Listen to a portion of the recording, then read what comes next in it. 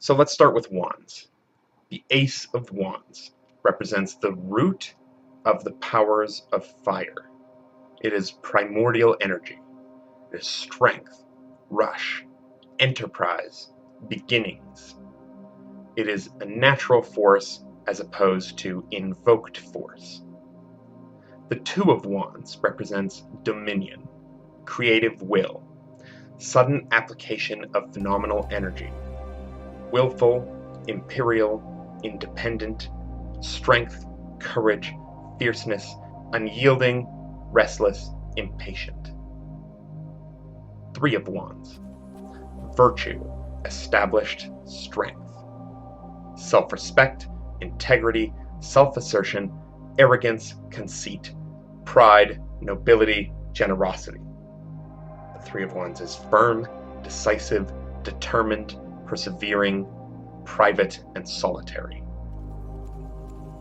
The Four of Wands symbolizes completion or perfected works. It represents rest after labor, laziness, negligence, idleness, and waste if ill-dignified. It represents grace, harmony, comfort, tact, popularity. The Five of Wands represents strife. It represents struggle, hardness, endurance, obstinacy, self-interest, quarreling, fighting, competition, violence, injury, pain, and conflict. The Six of Wands represents victory. It is the harmony of the beauty of the will. It is leadership. It's joy, health, gain, dignity, self-confidence. It can also be insolence, vanity, self-admiration, pride. The Six of Wands can also represent social conscience. The Seven of Wands represents valor. It can represent enthusiasm, zeal, passion, emotional force and vitality, courage amidst opposition, defense of loved ones. In its ill-dignified form, it represents outbursts of extreme emotion and quarreling. The Eight of Wands represents swiftness. This represents a rapid, energetic rush, which is quickly passed or expended. When it's ill-dignified, it is violent and intense. Discipline and focus provides swift thought channels, yet narrow. The Nine of Wands represents strength, power, health, or success. It is ardent and creative. It stands for psychological equilibrium, resolution of internal conflict, mobility, adaptability, and stability through change. The Ten of Wands represents oppression. It represents inertia impeding progress, overbearing resistance, cruelty, malice, tyranny. It can also be perseverance, endurance, or effort. It can represent materialism and possessiveness. The Princess of Wands is an action expressing the root creative impulse or will force. It is an incarnation of the spiritual principle in a vehicle capable of sustaining and manifesting it. This is the causal body. It is vitality, joy of life, passion, a pristine, perfect, pure flame. The Prince of Wands represents strife and victory, reason giving guidance, lucidity, and continuity to the underlying will force. The Prince of Wands is vital, virile, energetic, and swift. He has a lust for life, a passion, vitality, and the rapture which is born from the fulfillment of true will. The Queen of Wands represents dominion or established strength or virtue. She represents understanding, wherein power is received, held, and nurtured. She is the anointing or sanctifying fire. Meditation, reflection, inner fixedness, and magnetism are all part of the Queen of Wands' domain. The Knight of Wands represents swiftness or strength. He's the fiery, erupting, initial paternal creative force. He's a primal force of will, a very rapid rush, quickly passed and expended. He can also represent too much force applied too suddenly, violently, or intensively. So let's move on to cups. The Ace of Cups is the root of the powers of water. It represents fertility, productiveness, conception, beauty, love, pleasure, and happiness. The Two of Cups represents love, pleasure, reciprocity, reflection, marriage, harmony, joy, and ecstasy. It represents affections governed by instinct rather than social conventions or conditioned logic. Three of Cups represents abundance, fulfillment, love, pleasure, sensuality, gladness, kindness, and merriment. It's the spiritual basis of fertility. It represents keen perception, memory, good fortune. Four of Cups represents luxury, leisure, and comfort. It represents much kindness having been received. It represents stabilized pleasure. Four of Cups also represents devotion, contemplation, and introspection. When ill-dignified, it can represent lazy, negligent, and jaded things. Loss of impulse from oversatisfaction. The Five of Cups represents emotional severity, requiring emotional strength. It represents the disappointment in love, sadness in heartbreak, loss of friendship, betrayal, ruthlessness, and detraction. The Six of Cups represents pleasure. It represents harmony and beauty in matters of the heart. It stands for beginnings of happiness, ease, and satisfaction, preeminently fertile through putrefaction. The Six of Cups likewise represents the fulfillment of the sexual will. The Seven of Cups represents debauch. It stands for illusion, deception, error, unfulfilled promises, the imagination. It can also represent passion, attractiveness, substance abuse, wrath, vanity, or shame if it's ill-dignified. Also lust, dissipation, betrayal, and jealousy. The Eight of Cups represents abandoned success, renunciation, self-denial, mental inhibition, distrust, loneliness, withdrawal, heaviness, exhaustion, loss of heart or stagnation, depression, and burning out. The Nine of Cups represents happiness, pleasure, satisfaction of sensuous, creative, and sexual needs, enjoyment of life, richness of the soul. The Nine of Cups represents kindness, contentness, love. When ill-dignified, it is vain and self-satisfied. It represents big ideas. The Ten of Cups represents satiety, lasting success, happiness, pleasure. It is sensuous, wanton, material. It is debauchery, waste. It represents not having self-control or craving a drug. It's kind, generous, unreliable in romance. The Princess of Cups represents ideas given solid form or embodiment, lending substance to ideas. She represents action harmonious with and in response to intuition. She shows the relationship between the incarnate human soul and the higher soul. The Prince of Cups represents the dynamic, sustained passion. He's the hero in the campaign of the soul's exploration and conquest.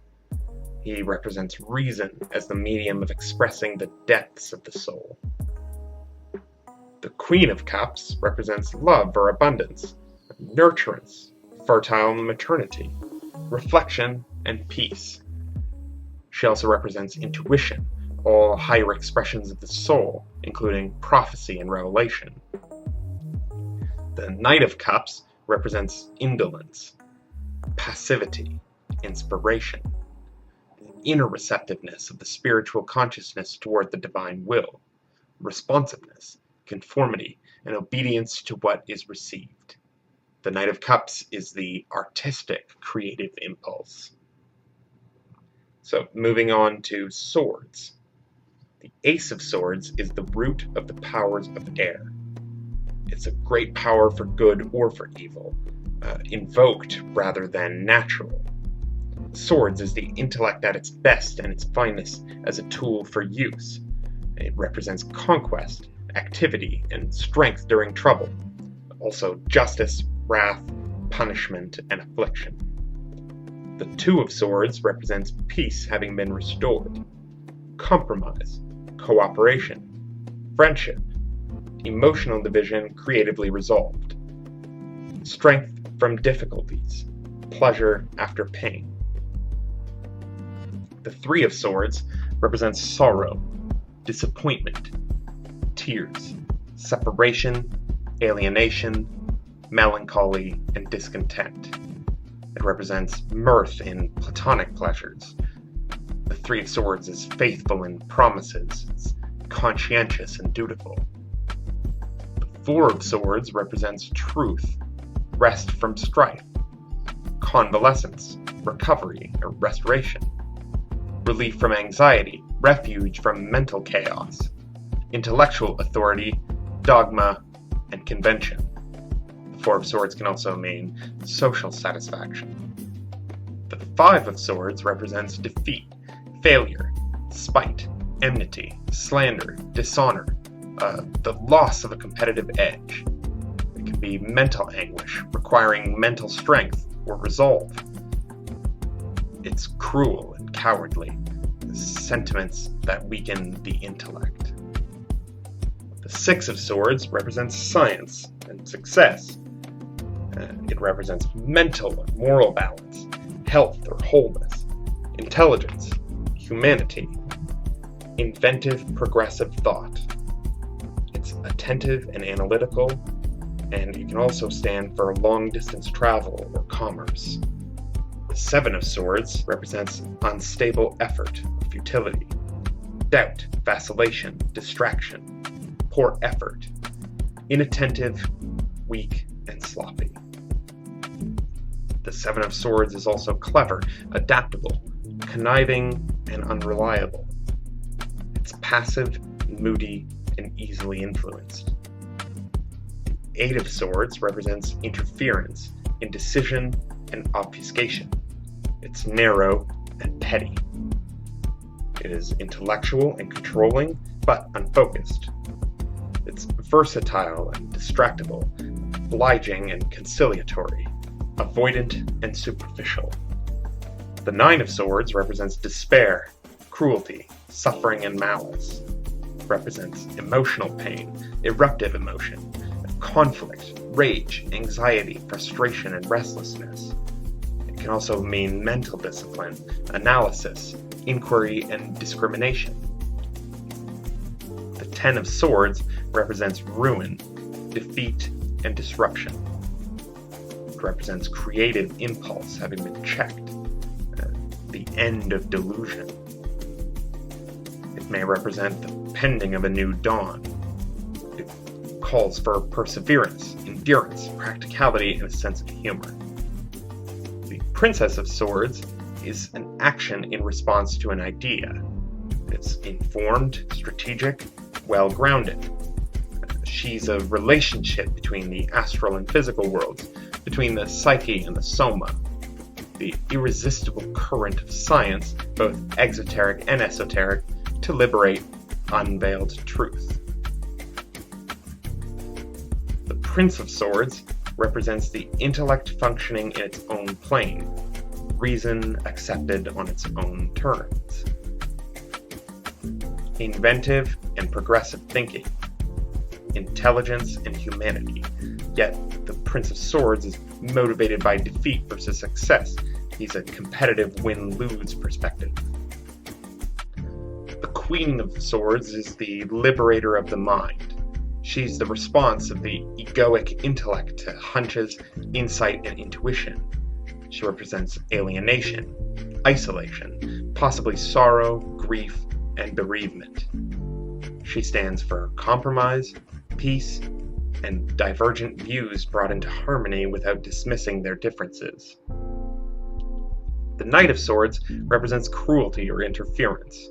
He's the dominion of the intellect, separative, discriminating, controlling, commanding, imperious. He's the mental discipline, the analysis, the precision, the inquiry or discrimination, the lightning and the thunder of the storm. So we're going to finish off with discs, which is the material. The Ace of Discs represents the root of the powers of Earth, represents material gain, power, labor, wealth, contentment. It instructs that matter is entirely the substance of spirit and of the creative light of the sun. The Two of Discs represents change, usually harmonious. It also represents cyclicity of circumstances, emotions, etc., and it's responsible but inconsistent. The Two of Discs is an impulse toward the new. It's intuitive and forward-looking. It sometimes represents journeys. Three of Discs represents work, the idea concretized into form through labor. It represents construction, creation, endurance, sober practicality, material increase. Sometimes this means business, commercial transactions, or earned gain. The Four of Discs represents earthly power, authority, success, rank, dominion, and paternal power. Sometimes it stands for self-aggrandizement, acting superior. It's careful, serious, orderly, practical. So the Four of Discs represents law, order, pattern, and system. It sometimes stands for the gain of money or influence. The Five of Discs represents worry or anxiety in practical and financial matters, requiring strength, resolve, intelligence, and analysis. Sometimes this can be mental duress, economic anxiety, prolonged inaction, strain of inertia. The Six of Discs represents success, including material success. So gain, prosperity, fertility, philanthropy, stabilizing circumstances. The Six of Discs is constancy and devotion. It's enjoying life, appreciating beauty. The Seven of Discs represents failure, or success only through labor and patience. It represents inertia, disappointment, lost motivation, emotional loss, and hopes that have been crushed. Yet it's persevering, methodical, realistic, faithful, and determined. The Eight of Discs represents prudence, artisanship. It is intelligence, cunning, calculation, diligence. It's methodical and orderly. It's prudent and industrious, practical and resourceful, and clear-minded. Sometimes this represents careful work and fine detail. The Nine of Discs represents material gain and good fortune, so harvests, fruitfulness, creation, inheritances. Sometimes this can lead to pleasure, happiness, devotion, caregiving. The Nine of Discs is affectionate and desirous of children. It's also graceful. The Ten of Discs represents wealth, prosperity and riches, the completion or reward for labor. It's the pinnacle of success, the practical and intelligent management of affairs. Now onto the court cards. The Princess of Discs represents fulfillment of the initial creative will or impulse, the fertile, productive ripening of all purpose, the actuality of imperial will over a rightly built kingdom. The Princess of Discs is pregnant with possibility and with meaning. The Prince of Discs represents reason, intelligence, objectivity, and adaptability applied to practical things. The equalization between the rhythmical aspects of hardship and fortune which permeate all cycles of manifestation. The Prince of Discs is, you could say, the accountant. The Queen of Discs is harmonious change, or labor. She's nurturing, she's bringing creative action to fruition, she's Mother Earth. She's the intuitive faculty or the silent inner guidance behind our actions, to which we either listen or we don't. She's the principle rather than the dogma. And finally, the Knight of Discs, who represents prudence, gain, and husbandry. He's the seed power of Earth, the vital, generative, procreative power seeding the receiving and fertile Earth, and the world of human action. His will manifests as the perfect actuality of events and circumstances. So now, to wrap up the guide, I'm going to go through the 22 cards of the major arcana.